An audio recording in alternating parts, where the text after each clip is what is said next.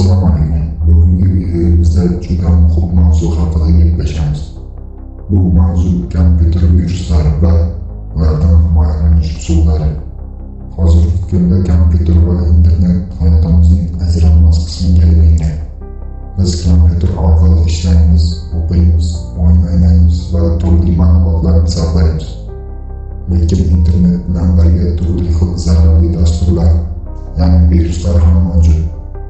Agar kompyuter virus bilan zararlansa, kompyuter sekin ishlaydi, fayllar yo'qolishi mumkin, shaxsiy ma'lumotlar o'g'irlanadi, hatto butun tizim ishdan chiqishi ham mumkin.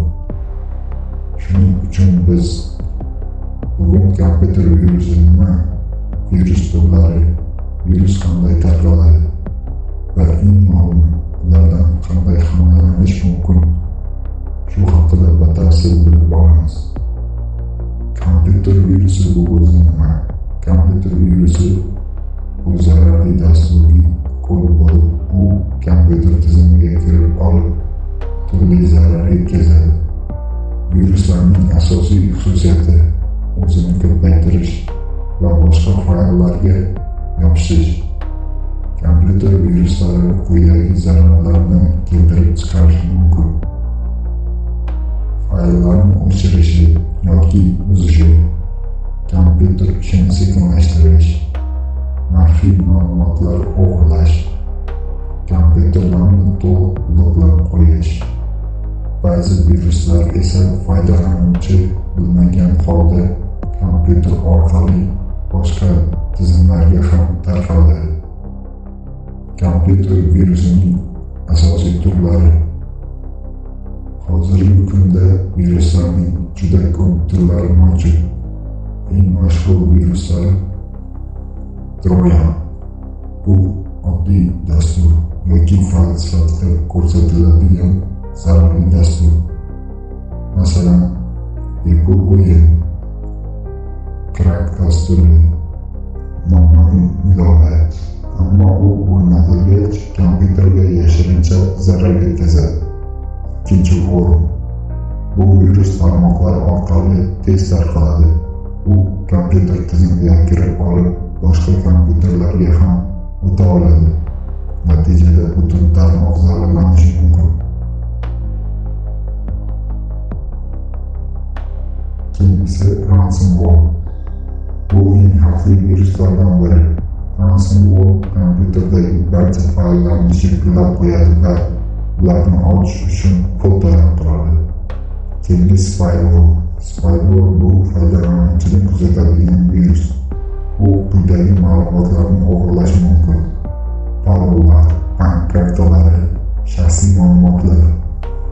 Viruslar qanday tarqaladi? Viruslar ko'pincha quyidagi yo'llar orqali tarqalishi mumkin. Ular email orqali, noma'lum emailga kelgan fayllarni ochish virus sabab bo'lishi mumkin. Shubhali saytlar. Ba'zi saytlardan fayl yuklab olish kompyuterni zararlashi mumkin. Keyingi yuzli fleshkalar. Zararlangan fleshka kompyuterga virus olib kelishi mumkin. Pirat dasturlar. Internetdan noqonuniy yuklangan dasturda ko'pincha virus bo'ladi. Viruslardan himoyalanish usullari. Kompyuter viruslaridan himoya qilish uchun quyidagi qoidalarga amal qilish kerak. Antivirus dasturlarini o'rnatish. Eng muhim himoya antivirus dasturidir. U kompyuterni tekshiradi va viruslarni aniqlaydi. Dasturlarni doim yangilab turish. Operatsion tizim va dasturlarni yangilash xavfsizlikni oshiradi. Kuchli parollarni ishlatish. Oddiy parollar o'rniga murakkab parollar qo'yish kerak. Shubhali fayllarni ochmaslik. Noma'lum email yoki havolalarni ochish xavfli bo'lishi mumkin. Ma'lumotlarni zaxiralash muhim. Fayllarni boshqa joyga saqlab qo'yish kerak. Xulosa qilib aytganda, kompyuter viruslari zamonaviy texnologiyalar davrida katta xavf tug'diradi. Agar foydalanuvchi ehtiyot bo'lsa, antivirus ishlatsa, shubhali fayllarni ochmasa, unda kompyuterini viruslardan himoya qila oladi. Unutmang, axborot xavfsizligi har bir foydalanuvchining o'z qo'lida.